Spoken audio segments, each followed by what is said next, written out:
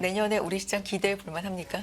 내년 저는 1분기 정도만 조심하면 그 이후부터는 좀 장이 전반적으로 좋아지는 그림이 나오지 않을까. 금리 인하에 대해서 시장이 좀 과하게 반응하고 있다. 저는 이제 과하게 금리 인하가 좀 반응이 되면서 슈팅이 나온다 그러면 그에 대한 또 반작용이 나올 가능성도 하나 있고 연말 연초까지 좀 지수가 많이 올라간다면? 현금을 좀 일정 부분은 좀 챙겨놓고 저는 좀 대비해볼 생각이고요. 일단 뭐 올해보다 내년도 섹터 좀 잠깐 말씀드리면 네. 방산도 괜찮을 것 같고요. 2차 전지는 내년 1분기 전후가 바닥이라고 지금 각종 기업체들이 컨퍼런스 콜에서 지금 제시를 하고 있으니까 저점에서 한번 잡아보시는 것도 괜찮을 것 같다.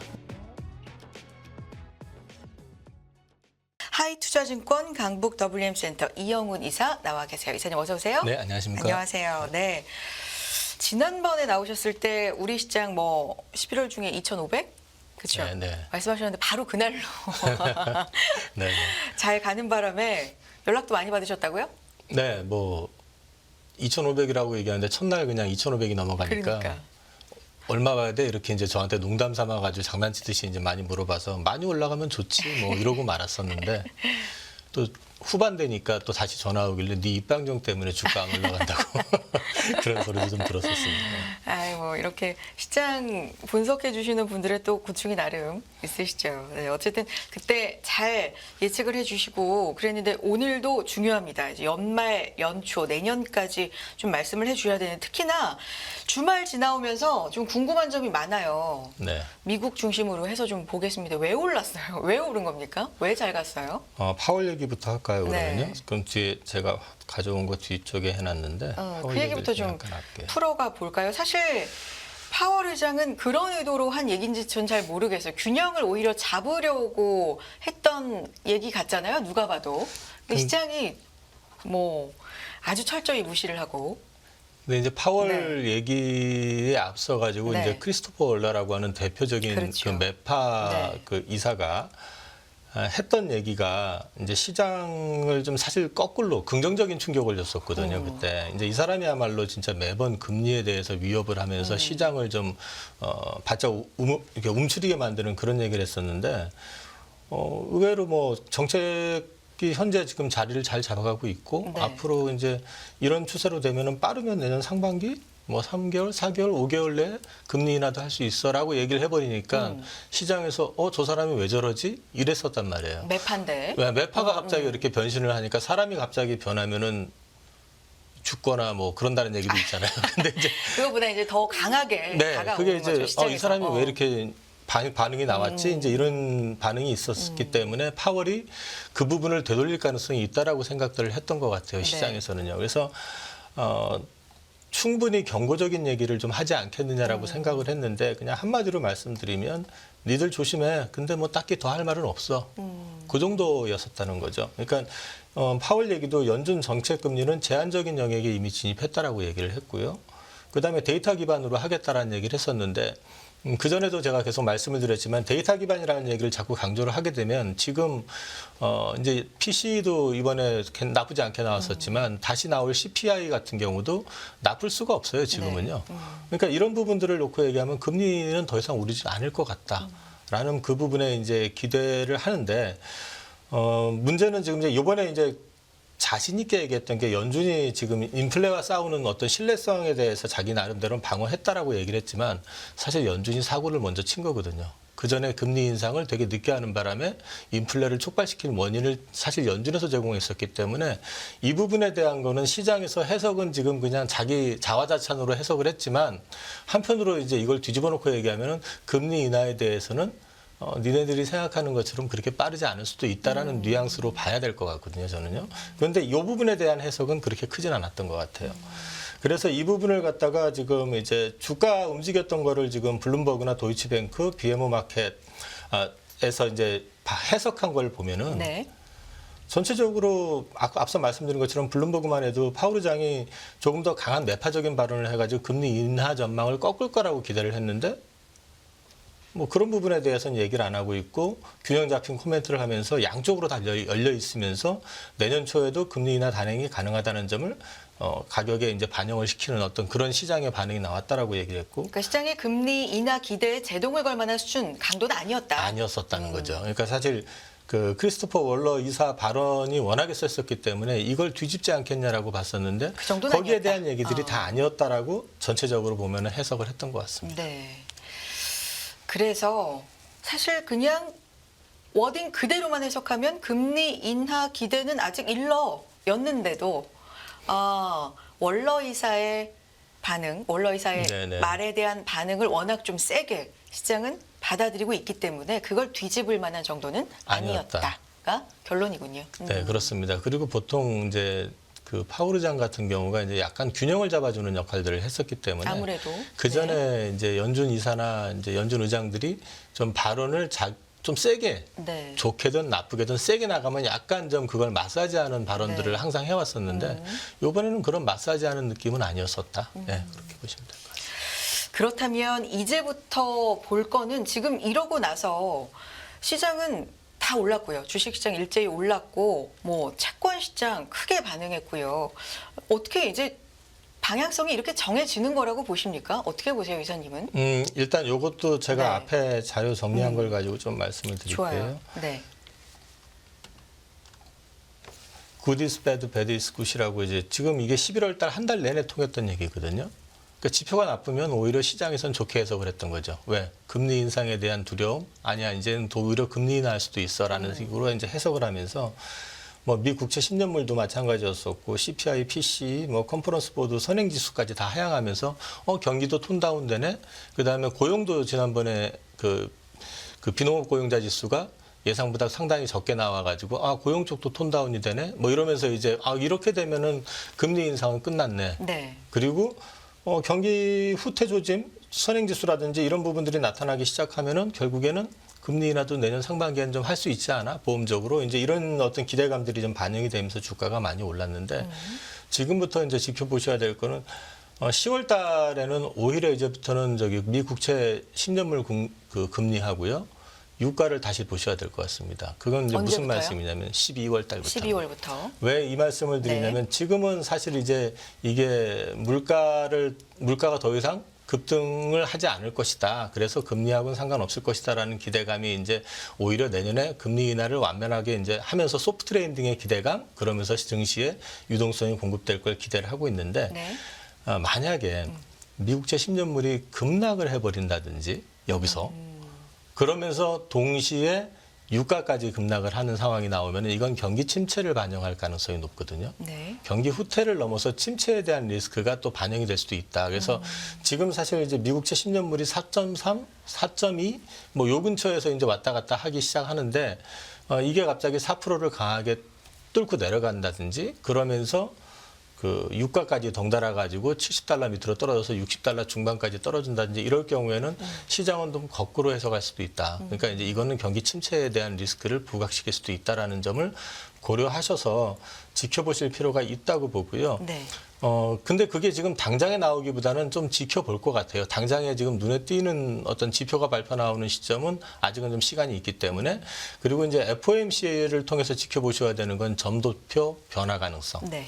이거는 지금 지난번 파월 의장이 그 지난 FOMC에서 우리 금리 얼마까지 올리실 거냐고 물어봤더니 그전 같으면은 우리 전에 있던 점도표 보면 알잖아. 이런 투였었는데 지난번 그 기자회견에서 뭐라고 했냐면 다음 달에 조정될 점도표를 보시면 될 거다라고 얘기를 했기 때문에 이게 어쩌면 지금 현재 점도표상으로는 금리를 한 번 정도 더 올려야 되는 상황이잖아요. 근데 이게 만약에 금리의 어떤 상단을 갖다 좀 낮추는 어떤 그림이 나온다 그러면 이걸 인해 가지고 좀 지수는 조금 더 움직일 가능성이 있다. 그래서 그거는 기대를 하되 네. 올라가면 갈수록 이제 향후에는 유가하고 미국채 10년물의 어떤 추이를 좀 지켜보셔야 될 것이다. 그거는 11월 달에 발표됐던 각종 소비 지표라든지 경기 선행 지수라든지 이런 것들이 약간 톤다운되는 느낌 그리고 그때도 말씀을 드렸지만은 이 소비 역시도 기존에는 이제 은행에 있던 그 잔고를 이용한 소비들이 많았었다 그러면은 지금 신용카드 비중이 많아졌고 리볼빙 비중도 많아진 데다가 가처분 소득을 넘어서는 지금 소비가 지금 일어나고 있다는 상황들 부분들을 종합해서 봤을 때 소비 쪽에서도 좀 꺾이는 그림이 나올 수도 있다. 그래서 이런 부분들까지 이제 고려를 해서 지켜보실 필요가 있고 그 안에 한 번 정도는 더 슈팅이 나오긴 할 것 같아요. 그러면 저는 이제 저라면 일단은 연말 전에 좀 많이 올라가면은 일정 부분 현금화를 좀 준비하면서 개인적으로는 내년 1분기, 2분기 초 정도가 약간은 좀 전반적으로 톤다운이 될 가능성, 증시 역시도 약간 조정받을 가능성이 있지 않을까 그렇게 좀 보고 있습니다.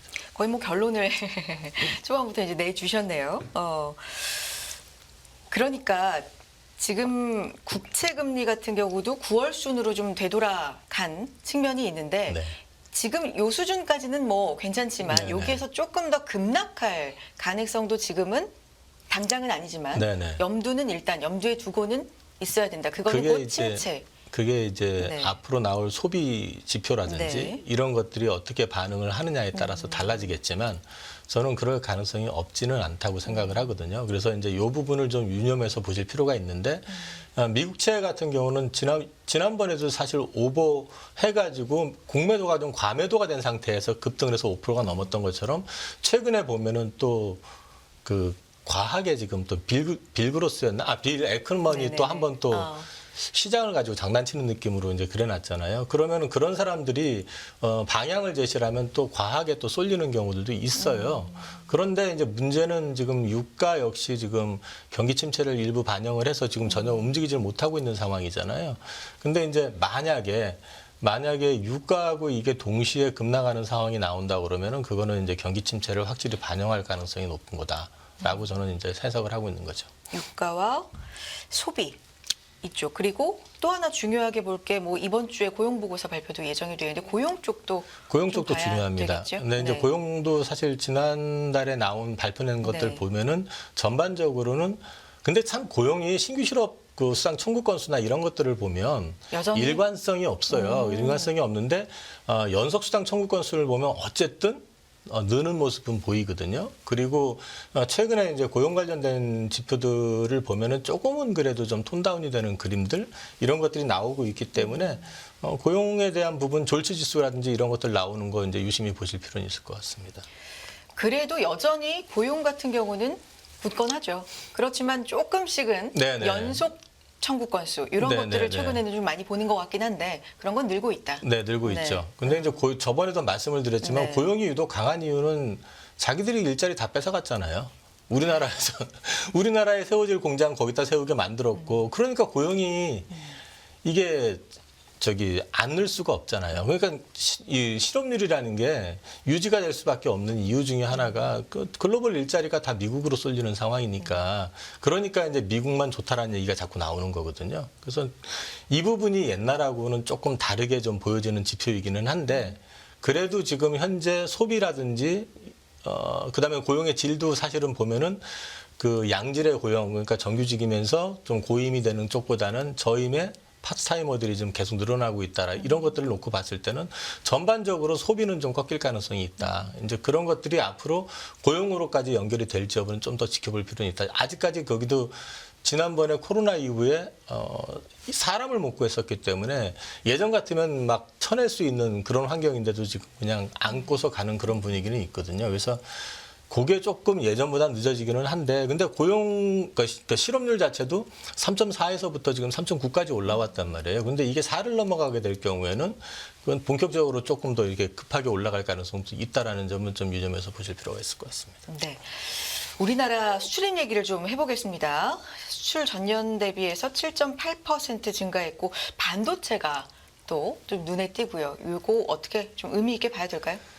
10월 수출 데이터도 5.1% 증가했었는데 11월도 그 7.8% 이렇게 증가한 걸로 나왔고요. 근데 이제 이게 의미가 있는 거는 항상 보면은 우리나라의 어떤 경기를 주도하는 거는 뭐 아시다시피 반도체가 워낙에 비중이 컸었기 때문에 반도체가 꺾여버리면 우리가 전반적으로 다 톤다운이 돼버리고 그게 살아나면 올라오는데 반도체가 지난 10월부터 수출 데이터가 YOY로 증가하기 시작했다는 얘기죠. 그래서 이런 부분들이 결국에는 좀 향후에 어떤 지속 가능성을 좀 예고해 줄 수 있는 그런 부분이다라는 이제 기대를 가져갈 수 있다라는 거고요. 이번에 수출입 추이를 놓고 보면은 반도체뿐만 아니라 전반적으로 뭐 우리가 좀 별로 기대하지 않았던 석유화학 쪽도 그렇고 단위 늘어나는 그림이 나왔어요. 근데 이제 무역 수지 규모 자체가 크게 늘지 않는 거는 중국 쪽으로 해가지고 나가는 부분은 아무래도 좀 약한 데다가 여기에 2차 전지 소재를 갖다 중국으로부터 많이 수입을 하기 때문에 2차 전지 쪽에서 이제 적자가 나거든요. 지금 사실 그러다 보니까 중국 쪽 무역 수지가 좀 좋지 않은 그런 그림은 나왔지만 어쨌든 우리 이 무역 수지 자체가 전체적으로 수출이 늘어나면서 늘어나는 어떤 그림이 나온다고 한다면은 우리나라의 어떤 체력 자체는 어쨌든 조금씩 좋아지는 그림은 나오고 있다. 예, 그렇게 보시면 될 것 같습니다. 이게 주가의 반영으로 지금 보자면 현재 어떨까요? 나오고 있는 거고요. 네. 지금 현재 나오고 있고 그다음에 이제 특히 보시면은 11월 달에 주가가 많이 오르진 않았지만 반도체 섹터 쪽으로 외국인들이 많이 사고 있잖아요. 두 가지로 해석이 가능한데 일단은 실적이 바닥에서 돌아선다라는 이제 그 긍정적인 측면이 하나가 있고 그다음에 무역 수지가 좋게 나오게 되면은 아무래도 우리나라 무역 환율이 강세가 나올 수가 있잖아요. 그래서 이제 원화 강세가 나오는 그 흐름에 대한 베팅일 수도 있고 두 가지가 다 있다고 보고 있기 때문에 최근에 삼성전자 쪽으로 강하게 매수세가 유입되고 있는 부분은 당장의 주가가 움직이지 않더라도 만약에 내년에 상반기에 경기의 어떤 경착륙이 아니라 연착륙이 이루어지고 나서 다시 재상승을 하는 그림이 나온다 그러면 그게 한 분 정도는 시세 분출을 해줄 가능성도 있다고 보고 있습니다. 그래요. 그러면 결론적으로는 내년에 우리 시장 기대해 볼 만합니까? 내년 저는 1분기 정도만 조심하면 1분기에서 2분기 초 정도만 조심하면은 저는 그 이후부터는 좀 장이 전반적으로 좋아지는 그림이 나오지 않을까 기대하고 있습니다. 앞서서 미국 얘기도 그렇고 전반적으로 우리도 그렇고 상반기를 조금 조심해야 되는 내년에 네네. 그런 시기로 보시네요. 네, 저는 그렇게 보고 있어요. 네. 전체적으로 지금 일단 금리 인하에 대해서 시장이 항상 그랬잖아요. 항상 먼저 앞서 나가고 그래왔었기 때문에 좀 과하게 반응하고 있다. 지금 이런 부분들이 지금 금리 인하 전망에 대한 거를 보면은 원래 7월, 6월 이러다가 지금 주말에 보니까 3월까지 앞당겨져 있더라고요. 네. 근데 지금 그 정도가 나오려고 그러면은 시장이 안 좋게 얘기하면은 뭔가 하나 부러져야 돼요.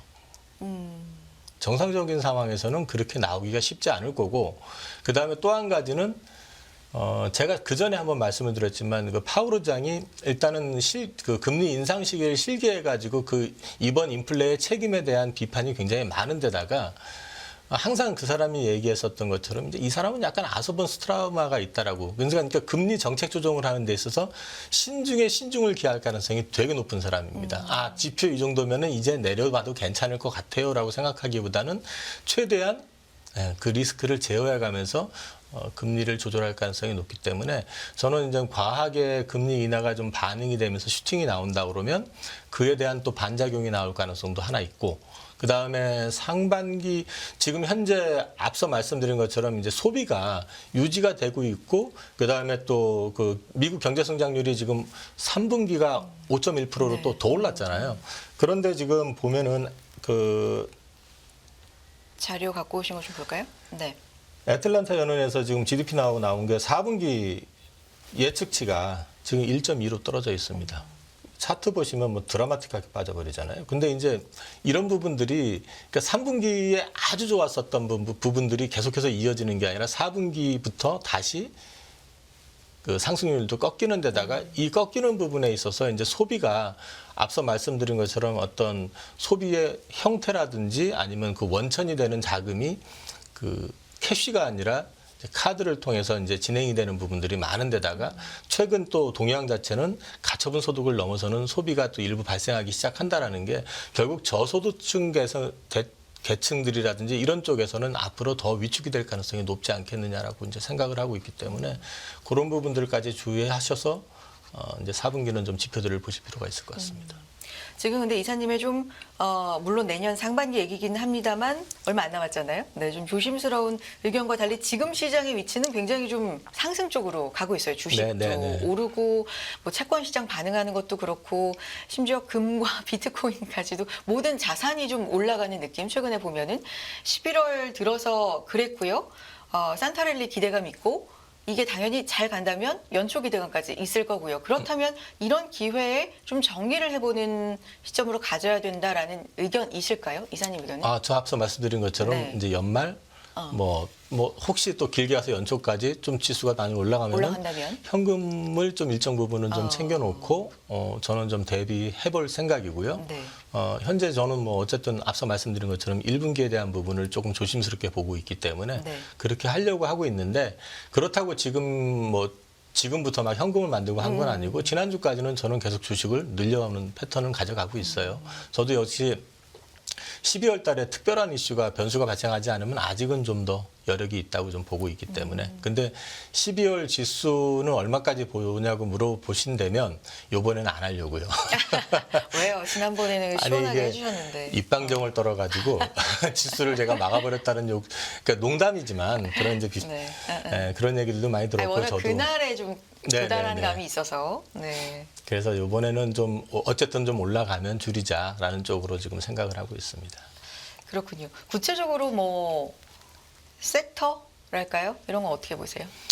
저는 유망하게 내년도 보시는. 네. 일단 뭐 올해보다 내년도 섹터 좀 잠깐 말씀드리면 네. 일단 첫 번째는 방산도 괜찮을 것 같고요. 주말에도 방산 관련해 가지고 이제 몇 개 회사가 계약권 얘기 이제 기사화된 것도 좀 있는데 그걸 떠나 가지고 지금 방산 산업의 현황을 놓고 보면 한국 방산업체들이 내년에 좋아질 가능성이 높을 수밖에 없어요.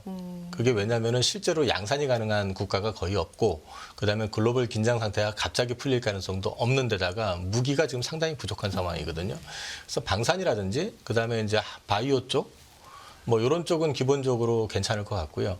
그리고 이제 반도체 쪽 같은 경우는 개인적으로는 밸류에이션을 놓고 보면은 그렇게 매력적인 데는 보이진 않아요. 네. 근데 이제 그 안에서 보면은 뭐 HBM 섹터라든지 뭐 여러 가지가 있잖아요. AI라든지 그렇긴 있는데 세부적으로 보면 있긴 하지만 전체 큰 틀로 봤을 때는 반도체 밸류는 그렇게 저렴해 보이진 않는다. 그런데 앞서 말씀드린 것처럼 내년에 우리나라의 어떤 체력이 좋아진다 그러면 환율 베팅을 통해 가지고 삼성전자 주가는 한 번 정도 시중이 나올 수 있을 것 같다.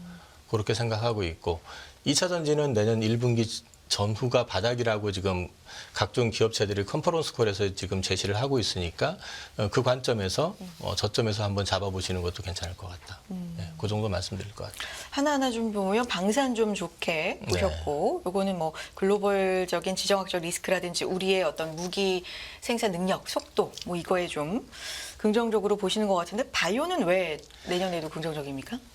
일단 올 하반기에 네. 바이오 쪽 섹터로 해가지고 라이센스 아웃이 생각보다 많이 나왔어요.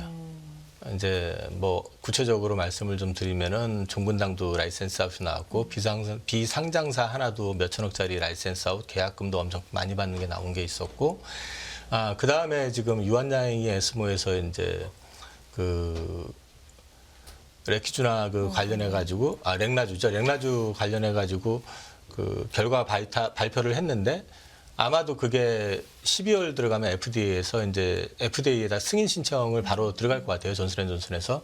그러면 그게 빠르면 24년 중반 후반부터는 매출 나오면서 거기서 로열티까지 이제 받는데 국내 쪽이 아니라 글로벌입니다. 이거는. 근데 그 시장 자체가 작지가 않아요. 그리고 1차 치료제로 아마 진행이 될 것 같고 그다음에 이제 뭐 한올제약이라는 회사도 중국에 지금 이제 사용 승인 신청, 품목 승인 신청 좀 들어간 게 있는데 그것도 연초에 나올 가능성이 있다고 보고 있고 그리고 뭐 셀트리온 시밀라 쪽으로 해도 이쪽 관련해 가지고 지금 소위 말해서 신약 특허 만료되는 그 제품들이 굉장히 많거든요. 이런 부분들을 계속해 가지고 이제 시밀러로 출시를 해나가면서 커나가는 어떤 그림이 나올 수가 있고. 뭐 최근에 이슈가 됐었던 회사 중에 알테오젠 같은 경우는 지금 머크하고 독점 계약 이슈가 있고. 근데 이런 얘기를 쭉 말씀드리는 게 뭐냐면 그동안 바이오텍들 같은 경우는 꿈을 제시하고 꿈에 대한 가치를 네네. 많이 받았었는데 이제는 그 꿈을 넘어서 가지고 숫자가 시연이 될 가능성이 있는 회사들이 내년부터 나오게 되고 빠르면 24년 후반기부터는 본격적으로 그 돈을 버는 회사들이 나타날 가능성이 높다라는 거죠. 그래서 바이오 섹터 같은 경우는 이제는 꿈만이 아니라 좀 가시성 있는 숫자가 나올 수 있는 회사들이 생각보다 많다. 네, 그렇게 보셔도 될 것 같습니다. 여기서 이제 글로벌적으로 트렌드라고 하면 아무래도 비만 치료제가 가장 네네네. 바이오에서는 핫한데 거기에서 우리는 조금 떨어져 있는 게 아닌가라는 생각 하나와 또 내년 금리 인하 기대감이 좀 앞당겨져 있기는 하지만 절대적으로는 금리가 아직 높잖아요. 네네. 그렇다면 바이오한테는 좀 불리한 환경일 텐데 이런 부분도 좀. 일단 금리가 보통 이제 금리라는 게요. 이제 인상 사이클이 끝났습니다 하는 순간부터 떨어져요. 첫 번째는. 그다음에 이제 두 번째는 이 투자하는 환경에 있어 가지고 그 소위 말해서 이제 제약 바이오 쪽에다가 그냥 투자를 하는 업체들 입장에서도 봤을 때 이게 분위기가 바뀌게 되면은 그때 그 시점 정도 되면은 금리가 정점을 찍고 빠지는 시점이잖아요. 그러면 바이오 섹터들이 최악의 국면에 몰려 있을 가능성들이 높죠. 그러면은 저가의 바이오텍의 어떤 기술이나 이런 거를 이전받기도 생각보다 쉽고, 네. 그 다음에 지금 그 코로나 이후에 계속 얘기가 제기됐었던 것 중에 하나가 뭐냐면은 임상이 제대로 진행이 되질 않아 가지고 3상의 어떤 막혀있는. 네, 그게 네. 별로 없는 것 네. 많지가 않아요. 그러니까 이런 것들 때문에 라이센스 아웃 수요도 굉장히 많고, 그러니까 라이센스 인을 하고 싶은 그 빅바이오 업체들도 많고, 네. 또 한 가지는 아예 통째로 회사를 인수해가지고 키워보고 싶어하는 그런 니즈도 많은 게 사실 코로나 기간 동안에 글로벌 빅파마들이 돈을 엄청 많이 벌었잖아요. 그 돈을 가지고 올해도 1월달에 머크가 54조 원을 들여가지고 시젠이라고 하는 회사를 인수했거든요. 근데 최근에도 보면 M&A가 계속 이어지고 있어요. 그래서 이런 부분들이 우리나라한테도 훈풍이 불어올 가능성이 높다라고 말씀드리는 게, 그동안에는 사실은 이제 그림만 제시해놓고 주가 부양을 했었던 그런 바이오텍들이 많았었다면은, 그 오랜 시간 동안에 지금 어느 정도 임상 단계도 그렇고 라이센스 아웃 했던 거에 어떤 결과물이 나올 수 있는 것들이 생각보다 지금 많이 대기하고 있다. 앞서 말씀드린 회사 말고도 뭐 상당히 많은 회사들이 지금 이미 나가 있는 것들에서 추가적으로 가능성을 보여주고 있는 것들이 많기 때문에 내년에는 바이오 보셔도 괜찮을 것 같습니다. 바이오 얘기해 주셨고 반도체 같은 경우는 앞서서 전체적으로는 밸류가 그렇게 싸 보이진 않는다. 네. 근데 일부 뭐 HBM이라든가 AI 관련된 이런 것들은 좀 주목해 볼 만하다라는 관점. 이제 그쪽 거죠? 트렌드에 의해 가지고 네. 주가가 움직이기 때문에 네네. 그거는 뭐 그 개별 어떤 네. 섹터, 그 반도체 내에서 섹터는 분명히 움직임이 있을 것 같은데 전체적으로 봤을 때는 밸류가 그렇게 싸 보이진 않는다. 예. 좋습니다. 2차 전지는 뭐 바닥이라는 이야기들, 평가 이런 것들을 좀 활용해 보는 것도 네네. 좋을 것 같다라는 말씀으로 좀 정리를 해보겠고요. 12월 주요 일정도 좀 한번 정리해 주시면 좋을 것 같아요. 미리 초에 이제 지나간 것들도 있는데 일단 가장 중요한 건 이번 주에 고용 보고서가 나오고요. 네네네. 비롯해서 어떤 부분들 좀 짚어볼까요? 이게 이제 저는 사실 이제 CPI는 네. 큰 변수는 안 될 거라고 생각을 하거든요. 근데 이제 그 앞서 말씀드렸던 것처럼 저는 FOMC에서 점도표를 변화를 주느냐 안 주느냐 그거 되게 주목해 보실 필요가 있을 것 같습니다. 만약에 변화를 안 주고 유지를 한다 그러면 거기에 따른 또 실망이 나올 수도 있고요. 그냥 한 번 더 금리 올리겠다라는 룸을 갖다 만들어 놓는 거하고 없애버리는 건 분명히 차이가 있을 것 같기 때문에 그걸 지켜보실 필요가 있을 것 같고, 그다음에 이제 컨퍼런스 보드 소비자 신뢰지수라고 하는 거 20일 날 이제 발표가 나는데 이게 이제 약간 경기 선행 지표적인 성격이거든요. 그래서 이런 부분들이 앞으로 경기 전망을 좀 예측하는데 참고가 될 수 있을 것 같기 때문에 그런 거 지켜보시면 될 것 같아요, 저는. 알겠습니다. 오늘 이영훈 이사님하고 뭐 지금 현재 시장 상황 주말 동안의 이야기부터 뭐 내년도 어떻게 보시는지 큰 이야기부터 섹터까지 이야기를 좀 골고루 해보는 시간 가져봤어요. 여기까지 듣겠습니다. 하이투자증권 강북 WM센터 이영훈 이사 함께했습니다. 고맙습니다. 네, 감사합니다.